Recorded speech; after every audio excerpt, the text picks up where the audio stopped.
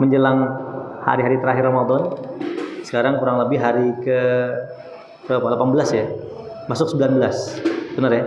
Kurang lebih sekitar 10 harian lagi atau 11 hari lagi kita akan masuk di bulan hari Id Lebaran. Alhamdulillah kita masih dalam nikmat Allah. Insyaallah dalam kesempatan kali ini saya akan bahas sebuah tema. Dalam Ramadan kita sering mengenal ada 3 istilah. Namanya Syahrul Maghfirah, sama Syahrul Afu, dan Itqun minan nar. Jadi pertama Ramadan bulannya Maghfirah, ampunan. Ramadan juga bulannya Al-Afu, pemaafan, dan termasuk Itqun minan nar atau bebasnya hamba dari api neraka. Saya akan jelaskan poin per poinnya. Yang mau mulakan, kata maghfirah itu sebetulnya bersumber dari nama Allah Subhanahu wa taala. Allah punya sifat namanya Al-Ghafur. Al-Ghafur itu apa? Kalau Indonesia di nama orang Abdul Ghafur. Jadi Bang Gopur. Ghafur itu artinya adalah yang maha pengampun. Nah, ternyata Ghafurnya Allah ini, Allah itu maha pengampun. Maksudnya adalah ketika seorang hamba melakukan suatu kesalahan, misalnya kita nih buat dosa, Pak, kesalahan, itu ternyata tetap Allah catat. Tetap Allah catat dengan malaikat yang ada di kiri dan kanan, terutama malaikat yang sebelah kiri. Maka ketika nanti kita diambil hisab, itu akan ditampakkan kepada kita. Misalnya saudara Cito misalnya, ada Cito nih. Anda di hari apa sekarang? Senin 29 Maret 2026 melakukan sebuah dosa A, B, C, D, E. Karena kan kita nanti di akhirat nanti itu ada yang namanya yaumil hisab. Yaumil hisab itu adalah kita dengan Allah itu kayak interview. Satu lawan satu dengan Allah. Semua akan dibuka catatan kita. Kayak di HP kita ada semua memorinya, catat memorinya. Tanya, benar gak kamu di tanggal sekian, jam sekian, atau sekian kamu bikin dosa? Betul ya Allah. Jadi maghfirah itu Allah tetap mencatat dosa kita, Pak. Tapi kata Allah, karena aku ini maha pengampun, dosa kamu tercatat, tapi aku maafkan. Tapi dalam catatan amal baik kita, catatan dosa kita itu tetap tercatat. Makanya Allah mempunyai sebuah dalil, innallaha yaghfirudz dzunuba jami'a. Dan Allah itu mengampuni semua dosa. Mau dosa kecil, dosa besar, Allah ampuni semuanya, Pak. Jadi kalau kita pernah bikin dosa kecil, insya Allah ampuni. Kita pernah bikin dosa besar, jangan takut, Allah pun akan ampuni juga. Syaratnya gampang, tinggal kita bertaubat dan kita menyesali dan tidak mengulangi lagi. Tapi kalau masalah dengan orang manusia, kita perlu minta haknya atau istihlal. Kita pernah ngambil hartanya dia, kita bertaubat, kita bilang ke dia kalau kita taubat, wahai temanku, dulu saya pernah ngambil uang kamu, tolong ikhlaskan. Kalau kita pernah membuat dosa besar yang lainnya yang menyangkut dengan hak-hak manusia lainnya, itu perlu adanya namanya istihlal, namanya 00 dulu. Makanya ini berat sekali kalau mereka yang suka makan harta orang lain, korupsi segala macam, dia mesti minta pemaafan semuanya, baru dosa itu Allah maafkan. Yang kedua ada yang namanya Al-Afu. Ini sering kita baca, Pak, doanya, Pak. Allahumma innaka afuwun tuhibbul afwa fa'fu anni atau fa'fu anna. Wahai Allah yang maha pengampun, yang maha pemaaf, ampunlah dosa kami, sehingga sesungguhnya kamu zat yang maha pemaaf. Nah, kalau ghufran tadi, Pak, maghfirah tadi, Allah itu tetap catat dosa kita, tapi pas diambil hisab Allah tidak jadikan sebab masuk neraka. Kalau afu ini sejak di dunia udah Allah tidak catat. Jangankan nanti diambil hisab, di dunia pun kalau afu ini maka Allah akan tidak catat.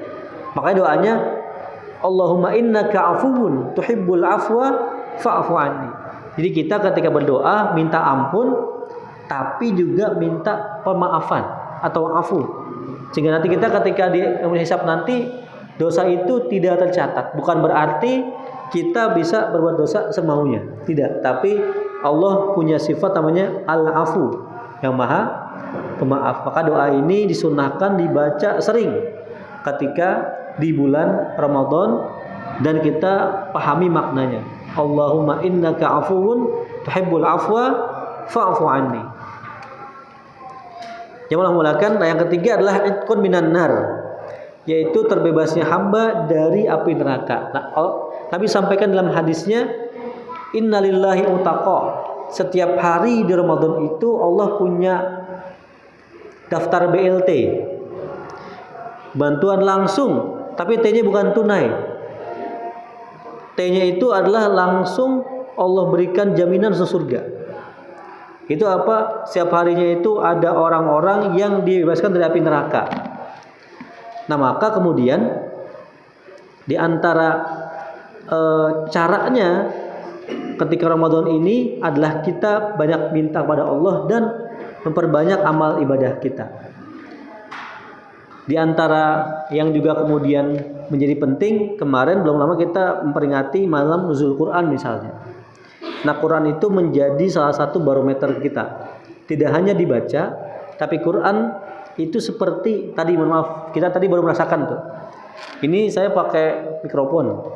Padahal di situ ada amplifier. Tapi kadang ada kesek-kesek. Kan Quran itu kan ada cahaya, Pak. Cahaya lampu nih. Kayak tadi ada sinyal. Tapi tidak semua mata bisa nangkep cahaya. Sekarang Bapak bisa ngelihat saya? Bisa. Kalau saya matikan lampunya, bisa ngeliat saya nggak, Pak? Lampu mati semua nih, bisa ngeliat saya nggak? Nggak bisa. Oke. Remang-remang. Semua mati lampu nih, semua lampu mati gitu, gelap. Mungkin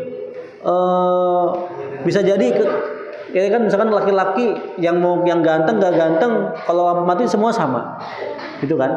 Atau bahkan mungkin karena Bapak pakai sarung, dikiranya ibu-ibu karena pakai rok misalnya. Bisa jadi kan, karena kita nggak kelihatan. Atau yang kedua, kalau kita sekarang ini melek dengan mata kita, lalu saya minta misalnya 5 detik kita merem semuanya, merem mata kita. Yang tadi kita bisa ngelihat Bang Jai yang jago bikin kopi misalnya, pas saya matanya merem kayak gini, saya nggak ngelihat tuh ada Bang Jai di situ. Artinya apa? Bahwa Allah itu berikan kita mukjizat yang paling besar berupa Al-Quran. Quran ada sebagai cahaya, Pak. Tapi tidak semua orang bisa nangkep cahaya itu. Kayak mata kita.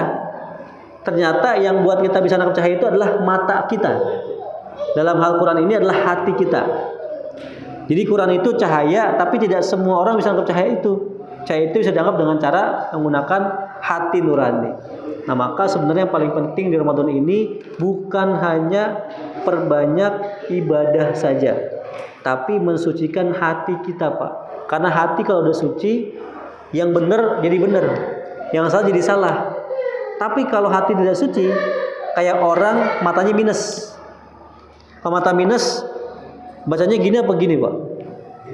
Gini. Padahal jauh bisa, dia harus mendekat. Kalau kejauhan, huruf A jadi huruf Z misalnya. Yang tadinya Bapak kok sih lihat kayak Mas Cito misalnya, atau Mas Cito jadi kayak Bapak, kan karena minus atau plus. Nah, itu dalam bahasa Quran namanya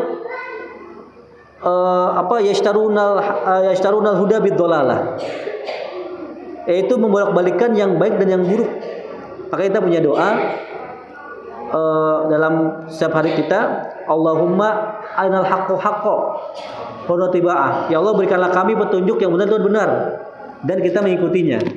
Nah, makanya Ramadan ini saya kira juga penting kita untuk tadi mendapatkan maghfirah, mendapatkan al-afu dan itu minan nar. Di antara tipsnya kita perbaiki hati kita. Caranya gimana dengan hati kita?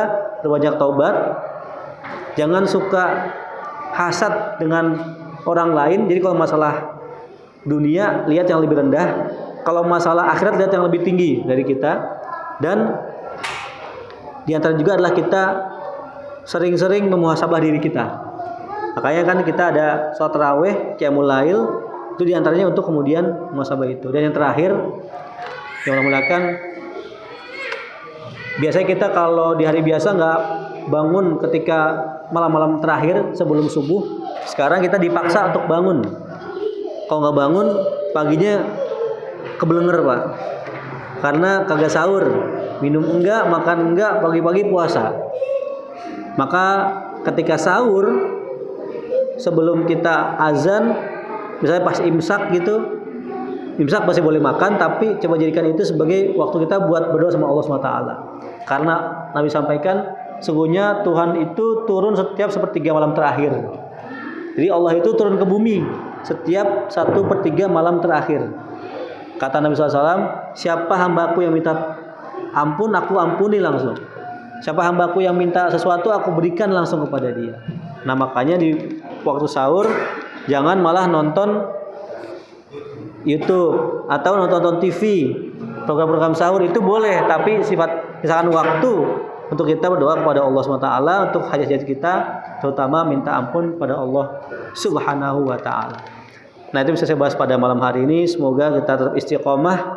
Alhamdulillah nih masih ada 50 orang nih yang sholat tarawih nih Pak ya. Karena satu orangnya mewakili 5 orang lainnya. Nah, kalau zaman Nabi dulu satu orang mewakili 1000 orang yang lainnya. Kalau zaman kita satu orang mewakili 5 orang lainnya. Ini ada 50 orang. Dan kita istiqomah sampai nanti Ramadan dan pasca Ramadan. Demikian aku qouli hadza. Afu minkum. Wassalamualaikum warahmatullahi wabarakatuh.